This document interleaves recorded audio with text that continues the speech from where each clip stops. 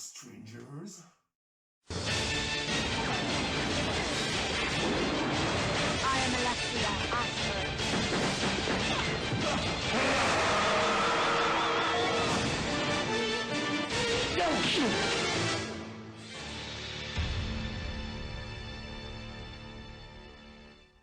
Donc Resident Evil Code Veronica, donc, qui est sorti en 2000. Don't worry, Claire. I'm coming to save you.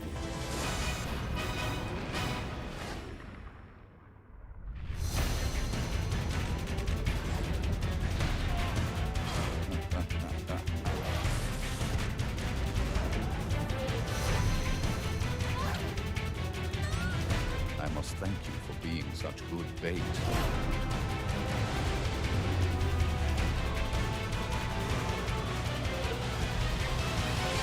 Dans celui-ci, on incarne à nouveau Claire Redfield, l'héroïne du second, qui est toujours à la recherche de son frère, décidément, et qui se fait, lors d'un assaut sur Umbrella, capturer sur l'île mystérieuse de Rockford Island, et où elle se trouve aux prises avec les jumeaux Ashford, les propriétaires des lieux, qui sont un petit peu dérangés du ciboulot. Et dans la deuxième phase de l'aventure, vous incarnez Chris Redfield qui vient au secours de sa sœur. Et là, on a vraiment une aventure qui est là encore vraiment explosive et qui réserve tout un tas de surprises. Et nous sommes ensemble à nouveau pour un petit aperçu de Resident Evil Code Veronica sur Dreamcast.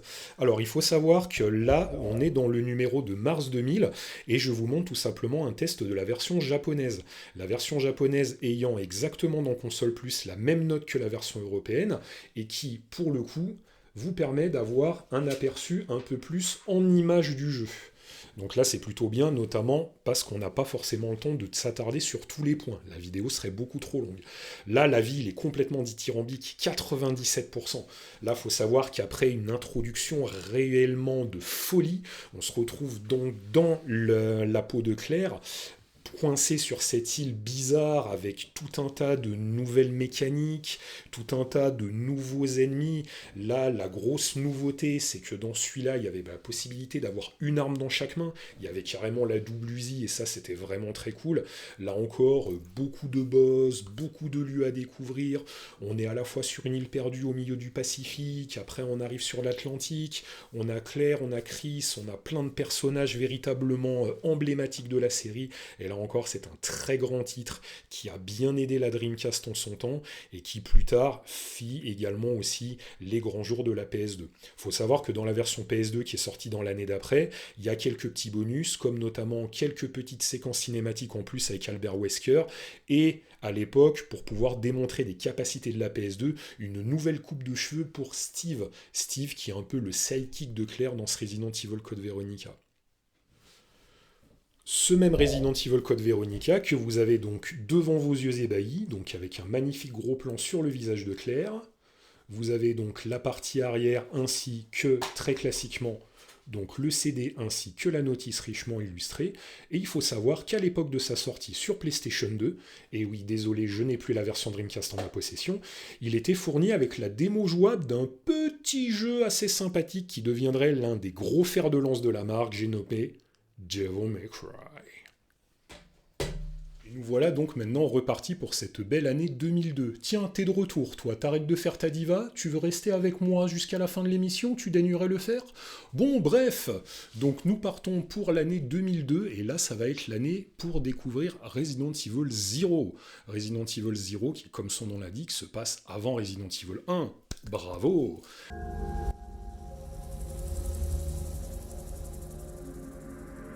It began as a simple investigation of some bizarre murders in the suburbs of Raccoon City.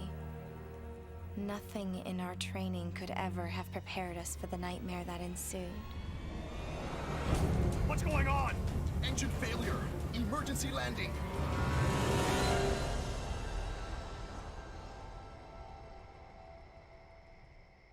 A train?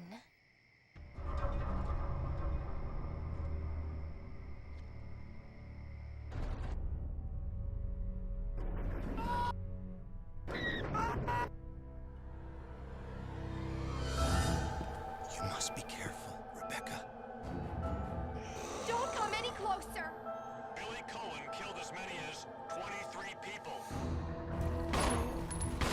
controlling the train? She's just a rookie, a member of STARS.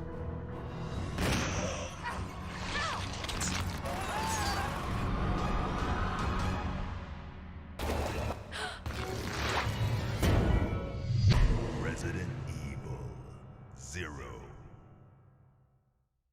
Là, dans cet épisode un peu particulier, on incarne Rebecca, qu'on a eu l'occasion de voir dans Resident Evil 1 en tant que personnage secondaire. Là, elle tient le rôle principal aux côtés de Billy, un mystérieux condamné à mort qui s'échappe de justesse suite à un incident. Et là, ils vont tout simplement, suite à une aventure dans un train infesté de zombies, tomber sur un centre d'entraînement d'Umbrella. Et là, forcément, les choses vont se gâter.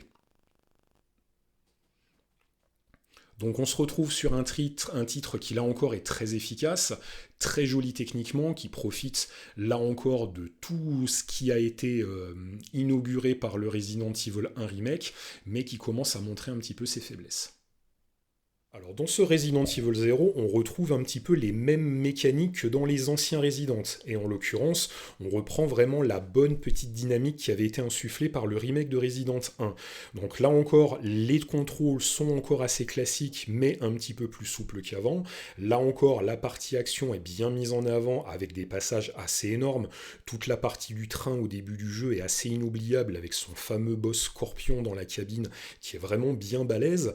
Là en l'occurrence, l'ambiance est vraiment très cool, mais il y a quand même un petit hic dans l'histoire, on sent véritablement qu'on arrive un petit peu au bout de la formule Resident à l'ancienne. Même s'il y avait eu quand même des petites innovations sympas, comme la possibilité notamment de pouvoir passer d'un personnage à l'autre à la volée, ou de pouvoir s'échanger des objets à des moments clés. Là encore, malgré tout, la qualité était au rendez-vous, on est encore sur un intérêt à 96%, donc là encore un immanquable, et c'était quand même une exclusivité de choix pour la GameCube à l'époque. Mais où est passé le Némésis ? Décidément, c'est une vraie diva. Les monstres, c'est plus ce que c'était. Donc je vais vous montrer une pièce que j'ai eu du mal à trouver à l'époque, qui est un peu l'une des fiertés de ma collection Resident Evil. Donc c'est le coffret Biohazard Collector Box pour la Nintendo GameCube. Donc un coffret beau, massif et vraiment très chouette que je vais vous présenter dès maintenant. Vous le voyez, ce magnifique petit œil de zombie qui vous toise là ? Vous le voyez bien ? Donc ce coffret, il était sorti en 2003 pour célébrer un petit peu l'exclusivité GameCube qui avait été signée avec Nintendo pour la série Resident Evil. Donc dans ce magnifique coffret, vous aviez tout simplement un hommage à toute la période à l'ancienne de 96 à 2002-2003.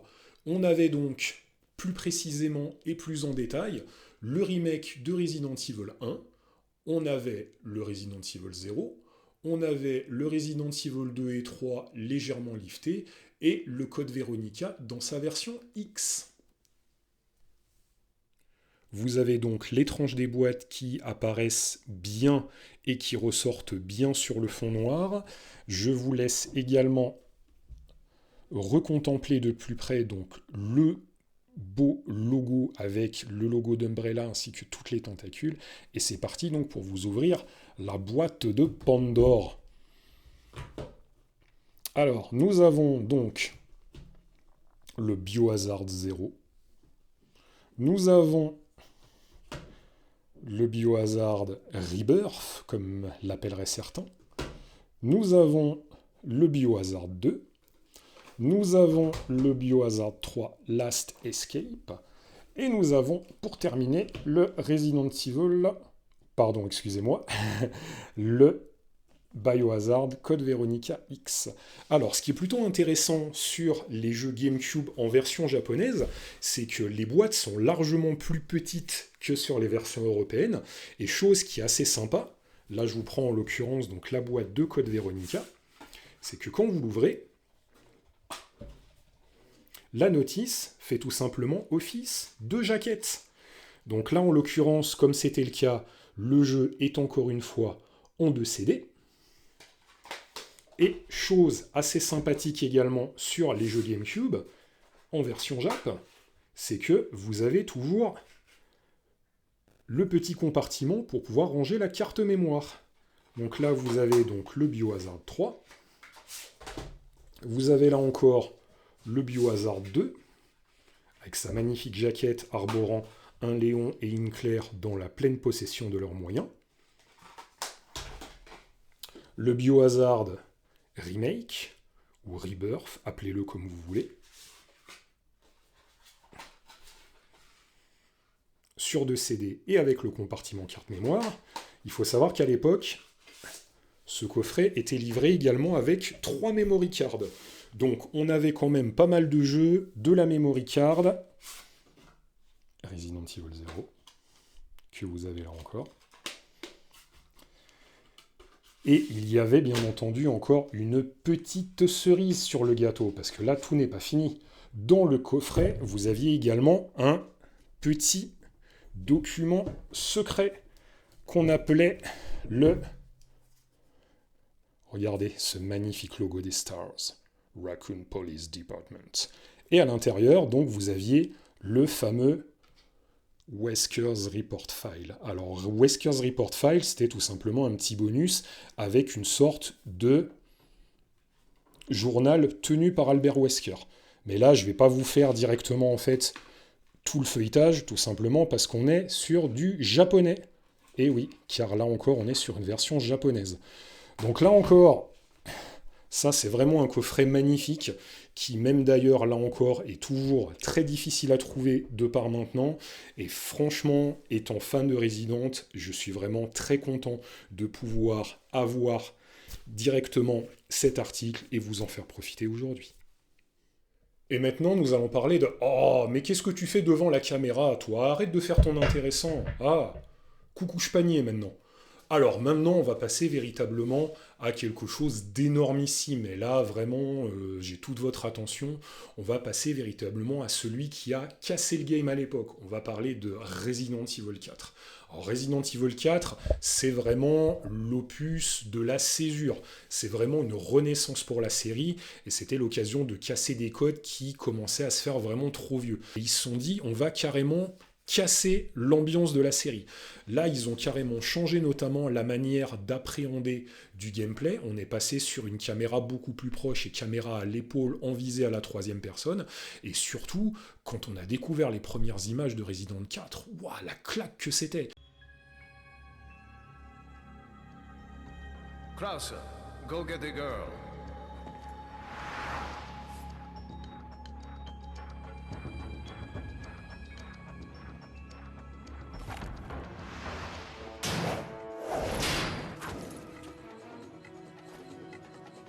Been a long time, comrade. You catch on quick, as expected. After all, you and I both know where we come from.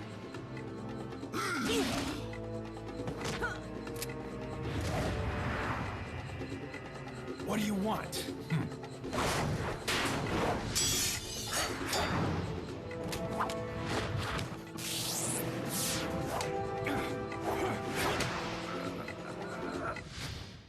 Leon. Long time no see.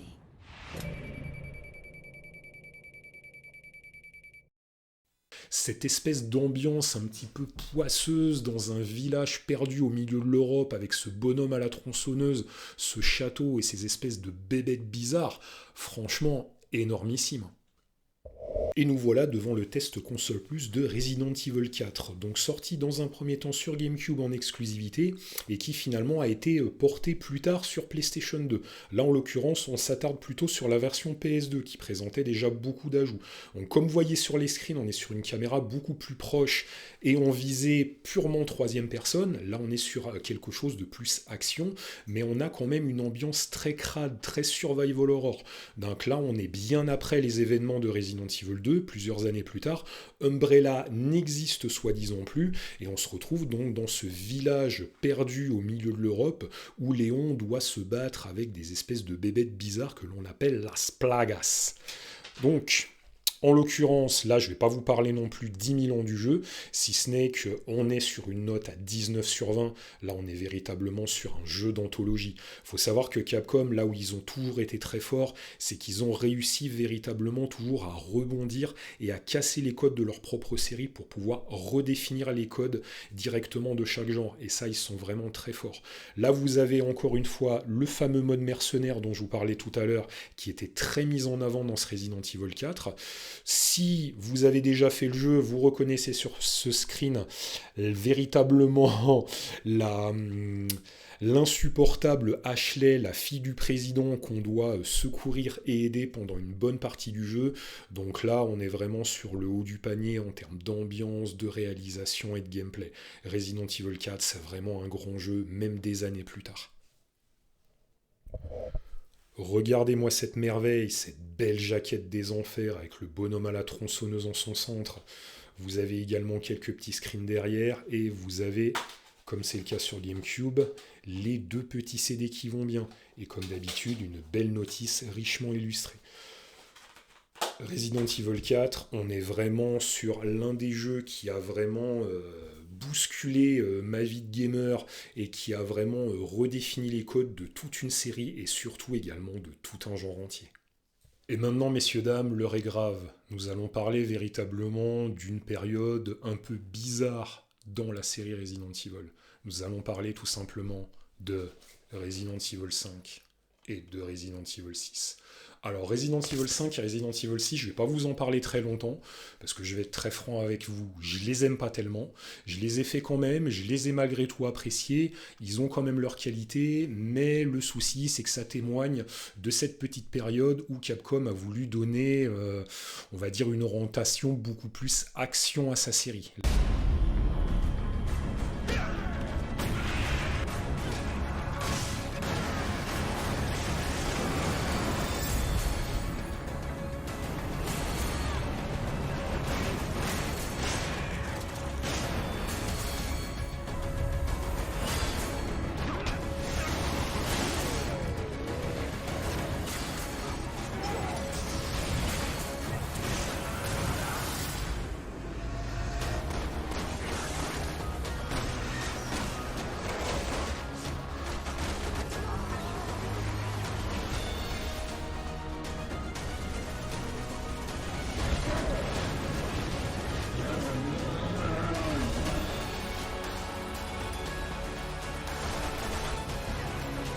Là, clairement, on était moins dans le survival horror, on était plus dans l'action un peu bourrine, même si dans le 6, il y a eu quand même quelques petits efforts, forcément, c'était pas top. En tout cas, ça reste de très bons jeux d'action, mais ça reste quand même de mauvais Resident Evil et de mauvais survival horror, en mon sens. Et donc maintenant, exit les Resident Evil 5 et les Resident Evil 6, ils étaient déjà passés à une nouvelle formule. Maintenant, on va parler d'un épisode complètement à part dans la série. On va parler de Resident Evil 7. Alors Resident Evil 7, ils ont encore fait quelque chose de très fort chez Capcom. Ils ont encore une fois cassé les codes de la saga. Donc ils ont bel et bien compris que les épisodes 5 et 6 n'avaient pas fait l'unanimité auprès des fans. Et ils se sont dit, on va essayer autre chose. Et là, Resident Evil 7, quand on l'a découvert, c'était une tuerie monumentale. On était passé sur un jeu à la première personne. Ils avaient fait une sorte de jeu de teasing assez sympathique au moment de l'E3 à Los Angeles, en proposant une démo jouable dans la foulée assez énigmatique, où on découvrait un peu l'univers du jeu dans une sorte d'Amérique profonde, avec une ambiance un peu torture porn à l'assaut, un peu dégueu, mais complètement génialissime.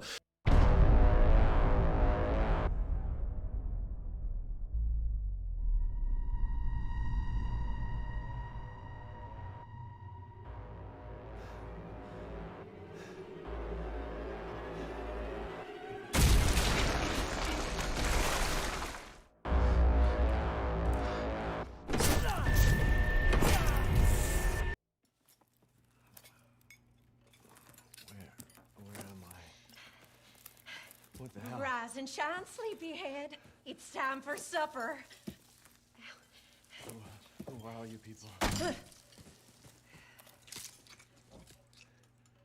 Eat it.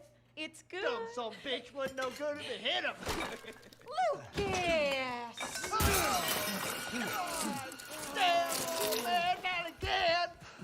out the way, Marguerite. Hit boy's got to eat. He got to have his supper. Come here, boy. Let's do this. Come on.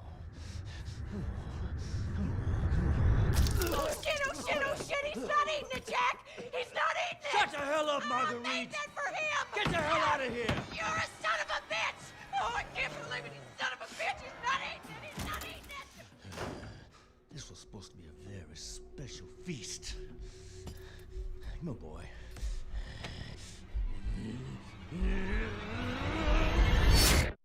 Welcome to the family, son.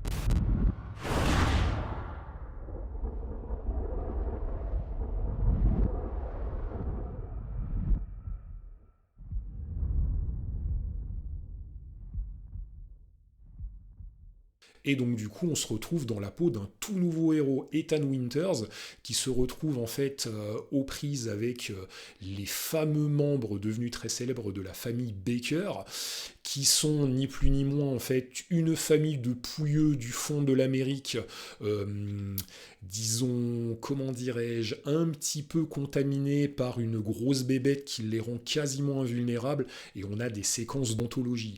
Et en plus, cerise sur le gâteau, ce qui a fait véritablement l'intérêt de ce titre à l'époque, c'est qu'il était compatible pleinement avec le PlayStation VR de Sony, le casque de réalité virtuelle de la PS4. Et là, croyez-moi, en termes d'immersion et en termes de gameplay, on était vraiment sur quelque chose d'énormissime. Et le voici, donc ce Resident Evil 7, ou du moins l'une des jaquettes de Resident Evil 7. Une belle jaquette lenticulaire en 3D. Pour la première fois dans la série également, vous constaterez que les deux logos apparaissent sur la jaquette. Vous avez donc Resident Evil en gros et Biohazard en petit. Et d'ailleurs, petite chose marrante, au Japon, forcément, c'est l'inverse. Donc là, en l'occurrence, vous avez également la jaquette de la Gold Edition, que je m'étais donc reprocuré pour avoir notamment tous les DLC très intéressants. DLC d'ailleurs qui font vraiment penser à du Saw. C'est des espèces de cassettes vidéo un petit peu dégueulasses avec des séquences bien borderline. Donc là, Resident Evil 7, on est vraiment sur le point de départ de ce qui paraît être une nouvelle trilogie. Une nouvelle ambiance, véritablement, un nouveau gameplay, et là, sublimé véritablement par la réalité virtuelle en l'occurrence. Et pour terminer dignement cette vidéo, quoi de mieux que de vous présenter le dernier arrivé dans la famille. Il est tout beau, il est tout frais, et il est là, et c'est le Resident Evil 8 Village. Alors, dont vous avez probablement déjà largement entendu parler, donc je ne vais pas vous en faire tout un tatouin. C'est juste pour vous dire que cette petite vidéo était vraiment là pour fêter un petit peu la sortie de ce nouvel épisode et de faire tout simplement un petit hommage made in Zombicide à la série mythique qui est Resident Evil. J'espère en tout cas que cette vidéo vous a beaucoup plu. Et voilà, donc ainsi s'achève cette nouvelle vidéo sur la chaîne de Zombicide, ce petit unboxing du déballage. J'espère que ça vous a beaucoup plu, j'espère que la formule vous a plu, j'espère que ce petit hommage vous a plu. Donc comme d'habitude, n'hésitez pas à vous abonner, à me suivre, n'hésitez pas à me retrouver sur les réseaux sociaux et très bientôt sur Twitch. Là encore, je vous dis à bientôt, ciao ciao, et surtout les fans de Resident Evil, profitez bien du village. Mouah.